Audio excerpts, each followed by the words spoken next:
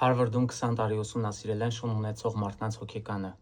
և արդյունքները պայթեցրել են հոգեկան առողջության մասին բոլոր պատկերացումները։ Պրոֆեսոր Մարկ Անդերսոնը 20 տարի դիտարկել էր 15,000 շուն ունեցող տերերի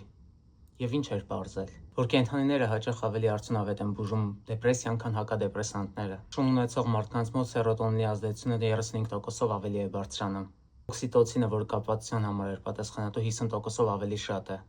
սերոտոնինի երջանկության համար։ Կորտիզոլը, որը սթրեսի հորմոն էր, 40%-ով նվազում է, ու այդ ամենը առանց որևէ հաբի։ Անդերսոնը նշում էր, որ շուները բնական հակադեպրեսանտ են։ Դեպրեսիայով մարդիկ հաճախ փակում են իրենց մեջ, իսկ շունը ստիպում է, որպեսզի դուք շփվեք, դուրս գաք փողոց, ման գաք, մարդկանց հետ հանդիպեք։ Ու սա թերապիա է ինքն իրենով։ Շան հետ 30 րոպե զբոսնելը 1 ժամվա մարզումների չափ դոֆամին է արտազատում ձեզ մոտ։ Ու հետաքրքիրն այն է, որ շունները կարողանում են սկանավորել ձեր էմոցիոնալ վիճակը, և եթե տերը տխուր է, շունը ավելի հանգիստ է դառնում և պասիվ։